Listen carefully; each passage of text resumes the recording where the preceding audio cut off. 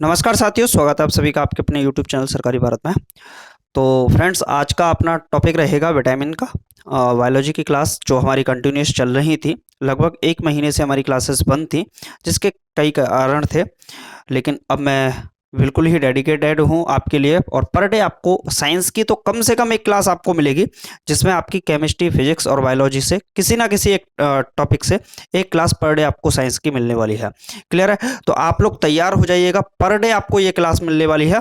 आपको इधर उधर नहीं भटकना है, साइंस आपकी कंप्लीट कराई जाएगी। आज का अपना टॉपिक है, पिछले टॉपिक्स में मैं आपको टिश्यूज के बारे में, सेल्स के बारे में सब कुछ बता चुका हूं, जिसकी प्लेलिस्ट चैनल पर बनी हुई है, वहां से आप लोग देख सकते हैं। क्लियर है भाई? तो आज का अपना टॉपिक है बायोलॉजी में विटामिन, और विटामिन के बारे में समझेंगे जो जो पॉइंट एग्जाम में पूछे जाते हैं। अब आप कहेंगे सर किस एग्जाम के लिए इंपॉर्टेंट है? भाई मेरे, जहां बायोलॉजी 10th लेवल की आती है, यानी कि एसएससी का कोई भी एग्जाम हो, रेलवे का कोई भी एग्जाम हो, टीचिंग के जितने भी एग्जाम है टीजीटी लेवल तक, वहां तक ये क्लास आपके लिए डेफिनेटली हेल्पफुल रहेगी। और जो एकेडमिक लेवल के हैं उनके लिए तो है ही। जनरल साइंस जहां पूछी जाए वहां मान लीजिएगा ये हमारी क्लास आपकी काम करेगी, और आपके एग्जाम के लिए एग्जाम के पॉइंट ऑफ व्यू से भी बहुत ज़्यादा महत्वपूर्ण रहेगी। तो चलिए ट्रिक के साथ याद करेंगे चीज़ों को, उनके केमिकल नेम समझेंगे, आखिरकार सोर्स क्या है और इनसे होने वाली क्या क्या कमी है उनको भी देखेंगे। ठीक है? तो अपना टॉपिक है आज का बायोलॉजी का विटामिन। ठीक, तो चलिए स्टार्ट करते हैं। सबसे पहले समझते हैं पोषक पदार्थ क्या होते हैं, यानी कि न्यूट्रिएंट्स क्या होते हैं। देखिए, हमारे शरीर के लिए न्यूट्रिएंट्स की आवश्यकता बहुत ज़्यादा होती है। जैसे विटामिन की आवश्यकता है, प्रोटीन्स की आवश्यकता है, उसी प्रकार से हमारे शरीर को जल की आवश्यकता होती है, कार्बोहाइड्रेट्स की आवश्यकता होती है, फैट यानी कि वसा की आवश्यकता होती है, मिनरल्स की आवश्यकता होती है। ये जो जितनी भी सारी चीज हैं, इनसे हमारे शरीर क्या होता है, हष्ट पुष्ट बनता है, और भैया एनर्जी तो आ ही जाती है। और जब एनर्जी की जरूरत है, अब देखिए कोई ऐसा हो, मतलब बोल सकते हैं 3-4 दिन से खाना ना खाया हो किसी ने, तो ऐसा होगा ले ले आए ऐसा, कोई मतलब का रहेगा? उससे बोलो कि भाई तू अब मजदूरी कर, 500 ईंट नीचे से उठा के ऊपर पहुंचा, क्या नहीं पहुंचा पाएगा? क्यों? उसके अंदर भैया एनर्जी नहीं है मेरे भाई, एनर्जी नहीं है। तो सारा का सारा जो खेल है वो किसका है? एनर्जी का है। एनर्जी यानी कि पोषक पदार्थ से वो एनर्जी हमको मिलेगी। तो जो भी हम खाना खाएंगे, जो भी हम खाना खाएंगे उसके द्वारा वो एनर्जी मिलने वाली है। अब जो हम खाना खाएंगे उस खाने के अंदर क्या होगी? एनर्जी होगी। अब एनर्जी जो होगी वो किस रूप में होगी? अलग अलग रूपों में होगी, जिसमें विटामिन्स के रूप में, कार्बोहाइड्रेट्स के रूप में, वसा के रूप में और खनिज लवण के रूप में होती है। क्लियर? तो सबसे पहले हम देखें कार्बोहाइड्रेट। तो चलिए 1 मिनट भाई। मनुष्य के शरीर में विभिन्न कार्यों के लिए निम्नलिखित पोषक पदार्थों की क्या होती है? आवश्यकता होती है। तो सबसे पहले अगर हम समझे तो यहाँ कार्बोहाइड्रेट क्या है? कार्बोहाइड्रेट, रेड पेन का यूज करते हैं ताकि 1 मिनट आपको क्लियर दिखे। ठीक, तो कार्बोहाइड्रेट, कार्बोहाइड्रेट के रूप में आप लोग देखते होंगे ग्लूकोज, C6H12O6। जो ग्लूकोज होता है वो कार्बोहाइड्रेट के रूप में देखा जाता है। अब ग्लूकोज बनने के कई सारे कारण हैं, जिसमें माइटोकॉन्ड्रिया के अंदर बहुत सारी प्रक्रियाएं होती हैं। क्रेब्स चक्र के द्वारा वहां पर एनर्जी प्राप्त की जाती है, ग्लाइकोलाइसिस के द्वारा एनर्जी प्राप्त की जाती है। उसके बारे में डिटेल में हम बात करेंगे किसी और वीडियो में। ठीक, तो ग्लूकोज के रूप में जो होती है ग्लूकोज, और ग्लूकोज के रूप में हमें कार्बोहाइड्रेट यानी कि एनर्जी प्राप्त होती है। उसी तरीके से फैट यानी कि जो वसा होता है, वसा के रूप में एनर्जी प्राप्त होती है। प्रोटीन, प्रोटीन का काम क्या है? देखिए, फैट की बात करें, फैट कहाँ देखने को मिल जाएगी? किसी व्यक्ति की तौंद निकली हो, तौंद यानी कि पेट निकला हो, बहुत ज्यादा भारी भरकम हो। ठीक, तो उसका क्या बोलते हैं ना, फैट बढ़ा, फैट बढ़ गया इसका, तो फैट आपको वहां देखने को भी मिल जाता है। फैट के कई सारे रूप हो सकते हैं। प्रोटीन की बात करें तो जो शरीर में टूट फूट हो जाती है, टूट फूट हो जाती है, जो सेल्स की टूट फूट हो जाती है, कोशिकाओं की टूट फूट हो जाती है, तो उनकी मरम्मत के लिए किसकी आवश्यकता होती है? प्रोटीन्स की आवश्यकता होती है। उसी प्रकार से विटामिन्स, खनिज लवण और जल की आवश्यकता हमें होती है। सबसे पहले चूंकि हमारा टॉपिक ही विटामिन है भैया, तो हम किसी और चीज को क्यों पढ़ें? क्योंकि उन चीजों को उनके टॉपिक में पढ़ेंगे ना, तो हम तो सिर्फ इसमें विटामिन करेंगे, और हमारा मेन एम भी इस वीडियो का होना चाहिए कि हम विटामिन को कंप्लीट कर लेंगे। विटामिन यानी कि एक ऐसा कार्बनिक पदार्थ है। ये कैसा है? कार्बनिक पदार्थ है। चूंकि कार्बनिक पदार्थ है, मैं पहले बोल चुका हूं, प्रोटीन है, कार्बोहाइड्रेट्स है, मिनरल्स है, तो कार्बनिक पदार्थ तो होगा ही होगा। कार्बनिक पदार्थ है जो कि हमारे शरीर में ऊर्जा नहीं देते, लेकिन क्या करते हैं, उपापचय यानी कि मेटाबॉलिज्म को नियंत्रित करते हैं। अब विटामिन हमारे शरीर में रोगों से रक्षा करने का कार्य भी करते हैं। क्या करते हैं, रोगों से, यानी कि एक तरीके से रोगों से लड़ने की ताकत भी कौन देता है, हमें विटामिन ही देते हैं। विटामिन की खोज सबसे पहले किसने की थी, तो हॉपकिंस के द्वारा विटामिन की खोज सबसे पहले की गई थी, हॉपकिंस के द्वारा। परंतु 1912 में क्या हुआ, कासिमिर फंक फंक ने विटामिन शब्द का नामकरण किया, इसलिए इन्हें ही विटामिन का खोजकर्ता माना जाता है। सबसे पहले विटामिन की खोज किसने की थी, तो ये प्रश्न आपसे पूछ सकता है। सबसे पहले विटामिन की खोज हॉपकिंस ने की थी। चूंकि नामकरण किसने किया था, वैज्ञानिक फंक ने इसका नामकरण किया था 1912 में, इसलिए इन्हीं को विटामिन का खोजकर्ता माना जा सकता है। हमारे शरीर में लगभग 13 विटामिन है। कितने प्रकार के विटामिन पाए जाते हैं, 13 प्रकार के विटामिन की आवश्यकता होती है, जिसमें vitamin A, B, C, D, E, K, फिर बी के पार्ट होते हैं, B1, B2, B3, इस तरीके से, तो उनको भी हम पढ़ने वाले हैं। क्लियर। अब सबसे पहले छोटा सा पार्ट देख लेते हैं, पोषक पदार्थ। जिस भोजन का हम सेवन करते हैं उनके रासायनिक तत्व उसमें अनेक रासायनिक तत्व होते हैं, और इन रासायनिक तत्वों को पोषक तत्व कहते हैं। हम कह सकते हैं कि पोषक तत्व भोजन में उपस्थित अदृश्य घटक है। क्या है, पोषक तत्व क्या होते हैं, भोजन में उपस्थित अदृश्य घटक होते हैं, जो हमें दिखाई नहीं देते हैं, जिनकी आवश्यकता से शरीर को क्या होता है, स्वस्थ बनाए रखा जा सकता है। तो अब समझते हैं ऊर्जा प्रदान करने के लिए किसकी आवश्यकता होती है। तो जब भी इंस्टेंट एनर्जी की आवश्यकता होगी तो हम कार्बोहाइड्रेट और वसा का प्रयोग करते हैं।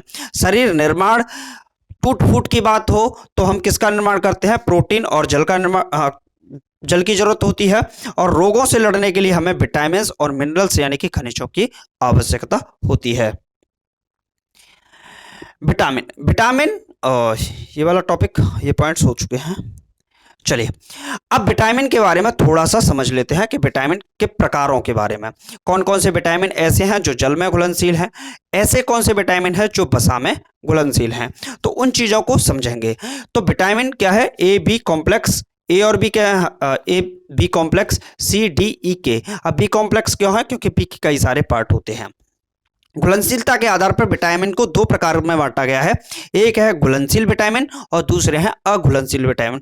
एग्जाम में बहुत ज्यादा पूछा जाता है भाई, पेपर में ये क्वेश्चन पूछा जाता है कि घुलनशील विटामिन कौन से हैं और अघुलनशील विटामिन कौन से हैं। तो आप लोग याद कर लीजिए, बी और सी जो विटामिन है वो किसके अंदर घुल जाते हैं, जल के अंदर घुल जाते हैं। तो वाटर के अंदर सॉल्यूबल कौन से हैं, वाटर के अंदर सॉल्यूबल है बी और सी। क्लियर है। यहां पर देखें वसा में यानी कि फैट के अंदर सॉल्यूबल कौन से हैं, तो ए ई डी के, आप लोग ए डी ई के पढ़ते हैं या ए ई डी के बोल सकते हैं, ऐसे याद कर सकते हैं। तो वसा में घुलनशील विटामिन कौन कौन से हैं, ए ई डी के या ए डी ई के विटामिन वसा में घुलनशील है। जबकि जल में घुलनशील विटामिन कौन से हैं, बी और सी जल में घुलनशील है। ये विटामिन जल में घुल जाते हैं और ये विटामिन किस में घुल जाते हैं, वसा में घुल जाते हैं। ट्रिक भी दे रखी है, तो ट्रिक क्या है, वाटर, तो यहां देखेंगे वाटर और ये लिखा है WBC। यहां देखिए वाटर की जो स्पेलिंग है WATER, तो W से हो गया W और B और C, तो आप लोग याद कीजिए WBC RBC आपने पढ़ा है, तो आप लोग याद कर लीजिए WBC, ये वो वाला WBC नहीं है। तो W से हो गया वाटर, B और C क्या हो गए, जल में घुलनशील। बाकी सब बच्चे कितने हो गए, वसा में घुलनशील। तो B और C जल में घुलनशील है, बाकी सब के सब किस में घुलनशील है, वसा में घुलनशील है। विटामिन के प्रकार अब उनको समझते हैं। विटामिन बी और सी ये क्या करते हैं, इन्हें प्रतिदिन भोजन के रूप में लेना होता है, क्योंकि मूत्र के रूप में शरीर से बाहर निकल जाते हैं या हमारे शरीर में ज़्यादा देर तक नहीं रहते हैं। यानी कि जो जल में घुलनशील हैं, जो वाटर के अंदर सॉल्यूबल हैं, वो क्या करते हैं, मतलब शरीर में गए और मूत्र के अंदर ये क्या है, निकल जाते हैं, ज़्यादा समय तक शरीर के अंदर नहीं रहते हैं। जबकि जो ADE के विटामिन है, जो फैट में घुलनशील होते हैं, वो क्या रहते हैं, बसीय ऊतकों फैटी टिश्यूज में संचित हो जाते हैं और हमारे शरीर के अंदर बहुत दिनों तक या महीनों तक भी रह सकते हैं। यानी कि जो फैटी टिश्यूज होते हैं वो एक लंबे समय तक हमारे शरीर में देखने को मिल सकते हैं। ठीक, तो ये कौन से होंगे? Fatty tissues. देखिए टिश्यू क्या होता है? बहुत सारी कोशिकाओं के संयोग से, बहुत सारी कोशिकाओं के जुड़ने से ऊतकों का निर्माण होता है। तो ये भी छोटी सी बात है, इसके बारे में हम आपको बता चुके हैं पहले ही, प्रीवियस वीडियो में। नहीं देखी, चैनल पर डली है, देख लीजिएगा। केमिकल नेम यानी कि रासायनिक सूत्रों के बारे में बहुत प्रश्न पूछा जाता है। कोई भी पेपर हो जिसमें रासायनिक सूत्र से रिलेटेड क्वेश्चन जरूर आएगा आपका कि इसका रासायनिक सूत्र क्या है। देखिए vitamin A, vitamin A, vitamin A का जो रासायनिक सूत्र होता है वो होता है रेटिनॉल। क्या होता है विटामिन ए का? रेटिनॉल। विटामिन बी का रासायनिक नाम होता है थायमिन। विटामिन सी को बोलते हैं एस्कॉर्बिक एसिड। विटामिन डी को बोलते हैं कैल्सीफेरॉल। विटामिन ई को बोलते हैं टैकोफेरॉल और विटामिन के को बोलते हैं फ्लेवोनोन। क्लियर? अब आप लोग बोलेंगे सर इतना ही याद कर रहा है? नहीं, पेपर में इससे भी बढ़ के पूछ लेता है। विटामिन बी जो कॉम्प्लेक्स में दे रखा है उसके जो पार्ट्स हैं उसके भी क्वेश्चन आपसे पूछता है, तो उनको आगे देखने वाले हैं। तो विटामिन ए को हम रेटिनॉल बोलते हैं, विटामिन ए को रेटिनॉल, विटामिन बी को थायमिन, विटामिन सी को एस्कॉर्बिक एसिड, विटामिन सी को डी को कैल्सीफेरॉल, विटामिन ई को टैकोफेरॉल और विटामिन के को फ्लोक्विनोन के नाम से जानते हैं, फ्लोक्विनोन के नाम से। क्लियर? अब यहां समझते हैं। देखिए ट्रिक भी इसकी दे रखी है, तो ट्रिक वगैरह पे आप लोग जाएं या ना जाएं वो एक अलग बात है, लेकिन डायरेक्टली भी आप लोग याद कर सकते हैं। जो विटामिन बी कॉम्प्लेक्स है उसके कितने पार्ट होते हैं? तो 1 2 3 4 5 6 7 8, यहां पर 8 पार्ट आपको देखने को, 8 नहीं होंगे, 7 होंगे। 1 2 3 4 5 6 4, हाँ 8 ही हैं। क्लियर? तो इसके 8 पार्ट हैं। तो विटामिन बी, विटामिन बी1, जो बी1 होता है उसको हम थायमिन ही कहते हैं। अगर आपसे प्रश्न पूछे विटामिन बी1 का रासायनिक नाम क्या है, तो आप लिखोगे थायमिन। विटामिन बी1 का रासायनिक नाम क्या है, तो भी आप क्या लिखोगे? थायमिन ही लिखोगे। विटामिन बी2, बी2 को क्या बोलते हैं? राइबोफ्लेविन। क्या बोलते हैं? राइबोफ्लेविन। बी3 को बोलते हैं निकोटिनेमाइड या नियासिन के नाम से, बहुत ज्यादा पूछा जाता है नियासिन के नाम से। नियासिन किस विटामिन का रासायनिक नाम है? क्लियर? तो ये बी3 का है। विटामिन बी5 पेंटोथेनिक, इसमें तो याद ही नहीं करता, पेंटो से 5, ठीक, तो बी5 क्या होगा? पेंटोथेनिक अम्ल होगा। विटामिन सी पायरिडॉक्सिन, क्या होता है? पायरिडॉक्सिन। विटामिन बी6, विटामिन बी7 क्या होता है? बायोटीन के नाम से। विटामिन बी9 फॉलिक एसिड और विटामिन बी12 किससे? साइनोकोबालमिन के नाम से जाना जाता है। तो ये प्रश्न आपके पेपर में जरूर पूछा जाएगा। विटामिन, देखिए बी कॉम्प्लेक्स से बहुत ज्यादा प्रश्न पूछे जाते हैं। बी1 को थायमिन, बी2 को राइबोफ्लेविन, बी3 को नियासिन या निकोटिनेमाइड के नाम से भी जाना जाता है।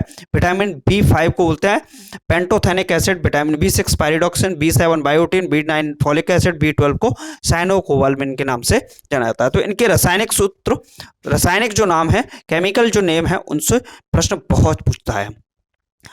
बी3 का जो रासायनिक नाम है ये आपके लिए प्रश्न पूछा है, तो क्या होगा? एक क्वेश्चन है, तो इसका जो नाम होगा बी3 का नियासिन होगा। तो आपके लिए टेस्ट के लिए भी दे दिया। चलिए एक एक करके पढ़ते हैं विटामिन के बारे में, सारे के सारे विटामिन के बारे में पढ़ लेते हैं। तो विटामिन ए, विटामिन ए का रासायनिक नाम जो होता है वो होता है रेटिनॉल होता है। अब देखिए विटामिन ए का स्रोत क्या है, कहां कहां से विटामिन मिलता है? तो गाजर में सबसे ज्यादा मिलता है। आपसे प्रश्न पूछता है सबसे ज्यादा विटामिन ए कहां से प्राप्त होता है, तो गाजर से प्राप्त होता है। पके हुए फल जैसे आम, पपीता हुआ, हरी पत्तेदार सब्जियां हो गई, पनीर, दूध, मांस, मछली, इनसे क्या है? विटामिन ए प्राप्त होता है। गोल्डन राइस यानी कि जेनेटिकली मॉडिफाइड जो राइस होता है उससे भी क्या है? विटामिन ए प्राप्त होता है।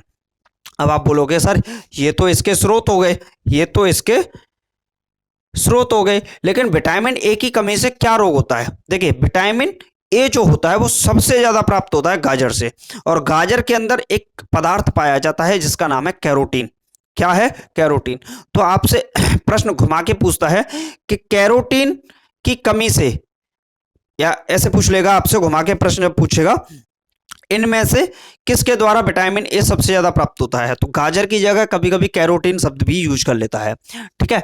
इनकी कमी से एक रोग होता है रतौंधी, जिसे नाइट ब्लाइंडनेस के नाम से जानते हैं। रतौंधी नामक बीमारी होती है, और इस बीमारी में व्यक्ति को सूर्यास्त के बाद दिखना कम हो जाता है, यानी कि जरबथैल्मिया की बीमारी एक तरीके से कह सकते हैं। जरबथैल्मिया यहाँ दे रखा है, आंखें शुष्क हो जाती हैं, दिखाई देना थोड़ा सा कम हो जाता है, और इसमें परेशानी यही होती है, यानी कि आंखों की सबसे ज्यादा परेशानी इसमें देखने को मिलती है। विटामिन बी के बारे में बाद में बात करेंगे, लेकिन विटामिन सी के बारे में पहले डिस्कस कर लेते हैं क्योंकि विटामिन बी थोड़ा बड़ा है। विटामिन सी का रासायनिक नाम क्या बताया था मैंने? Ascorbic acid. क्या बताया था? Ascorbic acid. ये सबसे ज्यादा किस में पाया जाता है? आंवले में पाया जाता है। आंवले में सबसे ज्यादा विटामिन सी होता है। खट्टे फल, नींबू, संतरा, इमली, अमरूद, नारंगी, पपीता, इन सब में क्या है? विटामिन सी पाया जाता है। और इसे घाव भरने वाला विटामिन भी कहते हैं। तो इंपॉर्टेंट है, आप लोग नोट कर लीजिएगा, घाव भरने वाला विटामिन किसको कहा जाता है? तो विटामिन सी को घाव भरने वाला विटामिन भी कहा जाता है। विटामिन सी की कमी से कौन सा रोग होता है? तो स्कर्वी नामक बीमारी इसके द्वारा हो जाती है। जैसे यहाँ जो मसूड़े वगैरह हैं, ये मसूड़े वगैरह हैं, इनमें क्या है? खून आने लगता है। इसको पायरिया के नाम से भी कभी कभी हम लोग बोलते हैं, पायरिया की बीमारी हो गई है। तो जो स्कर्वी बीमारी होती है वो इसी के कारण होती है। तो मसूड़ों में सूजन आ जाती है, खून निकलने लगता है। दांत भी इसमें क्या है? थोड़ा सा कमजोर हो जाते हैं। और मुंह से दुर्गंध वगैरह तो आती ही आती है, बदबू आती है। तो ये आपको लगेगा जब भी दांतों से खून वगैरह आए तो स्कर्वी नामक बीमारी हो जाती है। तो डॉक्टर की हमें सलाह जरूर लेनी चाहिए उस टाइम पे। विटामिन डी की बात करें तो विटामिन डी का जो रासायनिक नाम होता है वो होता है कैल्सीफेरॉल। क्या होता है? विटामिन डी का रासायनिक नाम कैल्सीफेरॉल होता है। और ये सूर्य के प्रकाश से प्राप्त बहुत ज्यादा होता है, सबसे ज्यादा बोल सकते हैं एक तरीके से। सबसे ज्यादा सूर्य से प्रकाश से बहुत ज्यादा प्राप्त होता है। मछली के तेल से, अंडा, मांस आदि से प्राप्त होता है। धूप का विटामिन भी इसे कहा जाता है। तो धूप का विटामिन किसको कहते हैं? प्रश्न आपसे पूछ सकता है। धूप का विटामिन किसे कहते हैं? तो विटामिन डी को ही धूप का विटामिन भी कहा जाता है। हार्मोन की तरह कार्य करता है, इसीलिए हार्मोन विटामिन भी कहा जाता है। तो दो प्रश्न बन गए, धूप का विटामिन और हार्मोन का विटामिन किसे कहते हैं? तो विटामिन डी को कहते हैं। तेजी से बनने वाला ये विटामिन होता है, सबसे ज्यादा तेजी से बनता है। इसके द्वारा कौन सी बीमारियां होती हैं? तो इसके द्वारा दो प्रकार की मुख्यतः बीमारियां होती है, जिसमें ऑस्टियोमलेसिस और दूसरी होती है रिकेट्स नामक बीमारी होती है। दो प्रकार की बीमारी इसमें देखने को मिलती है। तो पहली है रिकेट्स। ये बीमारी बच्चों में हड्डियां कमजोर हो जाती हैं, हड्डियां कमजोर हो जाती हैं। ऑस्टियोमलेसिस, इस बीमारी में वयस्कों की हड्डियां नरम व लचीली हो जाती हैं, यानी कि हड्डियों के अंदर जो वयस्क है मेरी तरह, उनके अंदर जो हड्डियां होती हैं वो एक तरीके से फ्लेक्सिबल टाइप में बन जाती है, जो कि खतरे का निशान है। अब आप लोग बोलोगे कि सर विटामिन डी मिलता कहाँ से है? देखिए, दो प्रकार के लोग सूर्य के प्रकाश से मिलता है। पहली बात तो ये है, आप लोग सुबह सुबह जो धूप निकलती है, सबसे पहली जो किरण आती है, उस टाइम पे विटामिन डी सबसे ज्यादा प्राप्त होता है।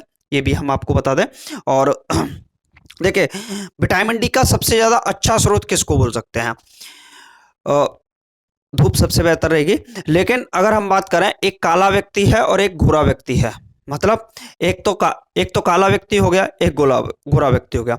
मतलब एक बोल सकते हैं सेंट के जो स्कूलों में पढ़ते हैं, सीबीएसई बोर्ड वाले, CBSE board, I am CBSE board, ऐसे करके जो होते हैं ना, आई एम सीबीएसई बोर्ड, गोरे वाले, चश्मे वाले, मुझे तो देख के डर लगता है उनसे। ठीक, कितना होशियार होगा पता नहीं। ठीक, ससुरा होता कुछ भी नहीं है, पर लेकिन लगता वैसे ही है, आई एम सीबीएसई बोर्ड। ठीक, तो जो सीबीएसई बोर्ड वाले स्टूडेंट होते हैं, गोरे गोरे, ठीक, और प्राइमरी स्कूल वाले, जैसे सरकारी स्कूलों में प्राइमरी स्कूल वाले होते हैं, काले भुर्रे कैसे भी करके चले जाते हैं। ठीक, तो दो प्रकार के देखने को मिलेंगे। तो सबसे ज्यादा किसको आवश्यकता होगी? सूर्य के प्रकाश की। तो जो सीबीएसई बोर्ड वाला है ना, सीबीएसई बोर्ड वाला, उस व्यक्ति को आप 10 मिनट के लिए धूप में बिठा दीजिए, उसकी विटामिन डी कंप्लीट हो जाएगी, यानी कि उसको 10 मिनट से ज्यादा बैठने की जरूरत नहीं है धूप में। तो किसी भी व्यक्ति को जो बिल्कुल मतलब अंग्रेज टाइप में, फ्रांस टाइप में है, रूस टाइप में, रशियन टाइप में है, तो ऐसा अगर कोई व्यक्ति है तो उसको आप 10 मिनट के लिए बैठा दीजिए, उसको ज़्यादा देर बैठने की जरूरत नहीं, विटामिन डी उसको पूर्णतः मिल जाएगी। लेकिन काला व्यक्ति है तो उसको कम से कम 1 घंटे के लिए धूप में पर डे बैठना चाहिए। तो जो गोरा व्यक्ति है, बिल्कुल फेस क्लियर वाला व्यक्ति है, वो 10 मिनट के लिए बैठ ले, विटामिन डी की कमी नहीं होगी उसमें। और जो काला व्यक्ति है, कम से कम 1 घंटे के लिए बैठे तो विटामिन डी की कमी नहीं होगी। क्लियर है? तो ये भी आपको देखने को मिल जाएगा। इसके बाद बात करते हैं विटामिन ई के बारे में, जिसका नाम क्या है, रासायनिक नाम? Vitamin E. विटामिन ई का जो रासायनिक नाम है, ये नाम है टोकोफेरॉल। टोकोफेरॉल लिखते हैं, कहीं कहीं टोकोफेरॉल लिखते हैं, तो ये लिखने से कोई फर्क नहीं पड़ेगा। और इसका जो सबसे ज्यादा स्रोत माना जाता है वो सोयाबीन, अंकुरित अनाज, अंडा, दूध आदि माने जाते हैं। सौंदर्य विटामिन भी इसको कहा जाता है। तो कौन सा विटामिन है? अब आपसे पूछा जाए ना, कौन सा विटामिन है जो सौंदर्य का विटामिन है? तो अगर ये चीज मतलब दुकानों वगैरह पे मिल जाए कि सौंदर्य विटामिन ले जाओ, एक दिन में आप जैस्मिन बन जाओगे। सौंदर्य विटामिन ले जाओ, एक दिन में आप परी बन जाओगे। तो भाई साहब इसकी डिमांड तो सबसे ज्यादा होने लग जाए, सबसे ज्यादा इसी की डिमांड हो। और हाँ, मतलब बोल दे कि विटामिन ए, हमारी दुकान से आप विटामिन ई ले जाओ, एक दिन में आप, एक दिन में आप इंद्र की जो अप्सरा होती है उनसे भी ज्यादा सुंदर बन जाएंगी। तो पूरे देश में सबसे ज्यादा विटामिन ई ही बिकने लग जाए, है कि नहीं? तो तो सौंदर्य विटामिन किसको कहते हैं? विटामिन ई को कहते हैं। झुर्रियों से रक्षा प्रदान करता है, यानी कि जो झुर्रियां वगैरह आ जाती हैं उनसे रक्षा प्रदान करता है। त्वचा में एक तरीके से चमक भी प्रदान करने का काम करता है। इसी वजह से इसको हम क्या कहते हैं? सौंदर्य विटामिन के नाम से जानते हैं। अब आप कहोगे कि सर, एक मिनट, इसमें आधार है क्या? चलो उसको बाद में पढ़ लेंगे। विटामिन के, विटामिन के जो होता है उसको बोलते हैं हम फिलोक्विनोन। क्या बोलते हैं? फिलोक्विनोन के नाम से जानते हैं। और ये सबसे ज्यादा टमाटर में पाया जाता है।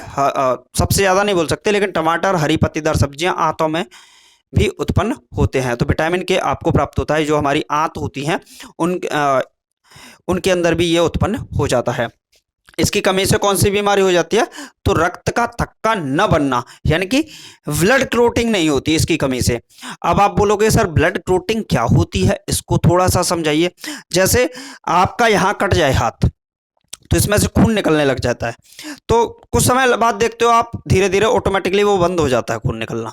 तो उसी को बोलते हैं ब्लड क्लोटिंग होना, यानी कि ब्लड क्लोटिंग हो रही है, रक्त का थक्का बन रहा है, लेकिन अगर खून निकलते ही जा रहा है, निकलते ही जा रहा है, इसका मतलब आपके अंदर विटामिन के की कमी है, यानी कि ब्लड क्लोटिंग कहीं ना कहीं नहीं हो रही है। आखिरकार ब्लड क्लोटिंग जो होती है, अब भाई खून में ही, अब मान लो कि यहाँ नस है, नस के अंदर ही हमारा क्या है, इनको वेंस जो होती हैं, वेंस, और जो देखिए दो तरीके की होती है, महाधमनी होती है, एक सिरा होती है। तो जो खून मेनली अगर हम बात करें तो सिराओं से ही निकलता है ऊपर वाला, लेकिन जो बड़ा, या फिर वो बहुत डिटेल में हो जाएगा समझाना, तो बोल सकते हैं एक तरीके से नस है, नस के अंदर खून चल रहा है, तो उसमें एक हेपेरिन नामक पदार्थ पाया जाता है, जिसकी वजह से ब्लड क्लोटिंग अंदर शरीर में नहीं होती है। तो ये भी बात आपको समझनी होगी। क्लियर है? तो इसकी कमी से क्या है, रक्त का थक्का नहीं बनता है। तो विटामिन के की बहुत ज्यादा आवश्यकता है। विटामिन के आपके अंदर कमी नहीं होनी चाहिए। अगर एक बार कट गया तो फिर खून को बंद करना बहुत ज्यादा दिक्कत वाली बात हो जाएगी। ठीक है, चलिए विटामिन बी के बारे में थोड़ा सा समझ लेते हैं। और ये जो विटामिन बी है ये कॉम्प्लेक्स है, यानी कि जटिल संरचना, जटिल रूप से बना हुआ है, क्योंकि इसके 8 पार्ट तो हैं। तो यहाँ पर vitamin B one, vitamin B one को हम क्या बोलते हैं? जो विटामिन बी को अगर प्रश्न है विटामिन बी का रासायनिक सूत्र, रासायनिक नाम, तो थायमिन। विटामिन बी वन का रासायनिक नाम, तो भी आपको थायमिन ही ठोकना है। दिमाग लगाइएगा और ध्यान से, क्योंकि यहां गलती नहीं करनी है। ये मूंगफली, हरी पत्तेदार सब्जियां, दूध, मांस, अंडा आदि में पाया जाता है। इसकी कमी से कौन सा रोग होता है? अगर आपसे पूछे विटामिन बी की कमी से कौन सा रोग होता है, तो आप बेरी बेरी लगाओगे। विटामिन बी वन की कमी से कौन सा रोग होता है, तब भी आप बी वन बेरी बेरी नामक रोग ही लगाओगे। तो आपको ये बात थोड़ी सी ध्यान रखनी है। इससे क्या होता है कि जो हमारी मांसपेशियां होती हैं उसमें खिंचाव आ जाता है। बेरी बेरी नामक जो बीमारी होती है उसमें मांसपेशियों के अंदर क्या आ जाता है, खिंचाव उत्पन्न हो जाता है। क्लियर है? Vitamin B two, vitamin B two को हम क्या बोलते हैं? राइबोफ्लेविन के नाम से जानते हैं। रासायनिक नाम है राइबोफ्लेविन, और केला, हरी पत्तेदार सब्जियां, दूध, मांस, अंडा से प्राप्त होता है। और इससे बीमारी क्या होती है, जीभ संक्रमित हो जाती है, अर्थात जीभ पर छाले पड़ जाते हैं। तो बी टू की कमी से होता है ऐसा। अब भाई छाले कब पड़ जाते हैं? जब छाले कब पड़ जाते हैं? जब जीभ पर छाले जब पड़ जाते हैं, जब B2 की कमी हो जाती है। त्वचा, होठों का फटना, किलोसिस रोग हो जाता है। तो आपसे पूछेगा त्वचा या होठों का फटना किस विटामिन की कमी से होता है, तो विटामिन B2 की कमी से होता है। और इसको हम बोल सकते हैं किलोसिस रोग भी इसको बोल सकते हैं एक तरीके से। क्लियर है? तो ये भी आपको बताना चाहिए। विटामिन B3 के बारे में अब थोड़ा सा समझते हैं। निकोटिनेमाइड या नियासिन के नाम से इसको जानते हैं। रासायनिक नाम इसका है मूंगफली, हरी पत्तेदार सब्जियां, दूध, मांस, अंडा से प्राप्त होता है। इसकी कमी से जो बीमारी होती है, मोस्ट इंपोर्टेंट है, आपके पेपर में ये पूछी जाती है, पेलाग्रा या 4D सिंड्रोम के नाम से ये बीमारी जानी जाती है। अब इसके कुछ पार्ट दे रखे हैं, जैसे दस्त लग जाते हैं, तो डेरा है बोलते हैं। डिमेंशिया मानसिक विकृति या मंदबुद्धि की स्थिति हो जाती है, उस स्थिति में क्या है, डिमेंशिया नामक बीमारी हो जाती है। और डर्मेटाइटिस जो बीमारी होती है वो त्वचा में सूजन या खुजली हो जाती है। और डेथ यानी कि अंत में मृत्यु भी हो सकती है। ऐसी घटनाएं इसके अंदर देखने को मिलती हैं विटामिन बी3 की कमी से। विटामिन बी5 की बात करें तो विटामिन बी5 को हम पेंटोथेनिक एसिड यानी कि पेंटोथेनिक अम्ल के नाम से जानते हैं। और टमाटर, मूंगफली, दूध, मांस, अंडा इससे प्राप्त होती है। और इससे क्या होता है, बाल सफेद होना, मंदबुद्धि होना ये स्टार्ट हो जाती है। तो मंदबुद्धि होना ये कहाँ देखने को मिल सकता है, विटामिन बी5 के अंदर। बालों का सफेद होना, ये प्रश्न आपसे पूछता है बालों का सफेद होना किस विटामिन की कमी से होता है, तो विटामिन बी5 की कमी से होता है। ऐसा विटामिन बी6 इसको पायरिडॉक्सिन के नाम से जानते हैं। दूध, मांस, अंडा, अनाज, बादाम, सब्जियां इससे प्राप्त होता है। इसकी कमी से जो बीमारी होती है मेरे भाई, इसको याद कर लीजिएगा, इंपॉर्टेंट है, एनीमिया नामक बीमारी हो जाती है। एनीमिया नामक जो बीमारी होती है इसमें रक्त अल्पता हो जाती है, यानी कि रक्त की जब कमी होने लगती है उस स्थिति में एनीमिया नामक बीमारी हो जाती है। और इसी में क्या है, त्वचा रोग भी इसमें देखने को मिलते हैं विटामिन बी6 के कारण। विटामिन बी7 की बात करें तो इसका जो रासायनिक नाम है वो है बायोटीन। और ये भी अंडा, दूध, मांस इनसे प्राप्त होती है, सब्जियों से प्राप्त होती है। जबकि विटामिन एच के नाम से भी जाना जाता है। तो विटामिन एच के नाम से किसको जाना जाता है, प्रश्न पूछ सकता है। विटामिन एच के नाम से विटामिन बी7 को जाना जाता है। क्लियर। और इसकी कमी से लकवा, शरीर में दर्द, बालों का गिरना, इस प्रकार की बीमारियां देखने को मिलती हैं। विटामिन बी9 की बात करें तो इसका रासायनिक नाम है फॉलिक एसिड। यह भी दाल, सब्जियां, अंडों से प्राप्त होती है। इससे भी एनीमिया और पेचिस नामक बीमारी होती है। तो बी9 के लिए स्पेशली आप लोग याद रखिएगा, पेचिस नामक बीमारी हो जाती है बी9 की कमी से। विटामिन बी12 जो साइनो कोबालमिन इसका रासायनिक नाम है। और दूध, मांस, अंडे से प्राप्त होती है। कोबाल्ट एक खनिज लवण है। कोबाल्ट क्या है, खनिज लवण है, जो विटामिन बी12 का एक महत्वपूर्ण घटक है। ये बात याद रखनी है, मोस्ट मोस्ट मोस्ट इंपोर्टेंट। ये प्रश्न बहुत ज्यादा पूछा जाता है, ठीक है। तो ये बात आपको याद रखनी है, इसकी कमी से एनीमिया और पांडु रोग हो जाता है। तो ये था आपका विटामिन का टॉपिक। एक क्वेश्चन मेरे दिमाग में चल रहा था, विटामिन सी की खोज किसने की थी, ये प्रश्न आपसे पूछता है। तो विटामिन सी की खोज की थी हलकट ने। ये प्रश्न कई बार पूछा जा चुका है पेपर में, तो ये पूछ सकता है विटामिन सी की खोज किसने की थी, तो विटामिन सी हलकट ने इसकी खोज की थी। तो ये था विटामिन के बारे में, टोटली कंप्लीट हो गया आपका। अब आपको विटामिन के बारे में कुछ और नहीं बताना है। क्लियर है। तो बाकी नेक्स्ट टॉपिक के अंदर मिलेंगे फिर कुछ इसी प्रकार के टॉपिक्स के साथ। Thank you for watching this video.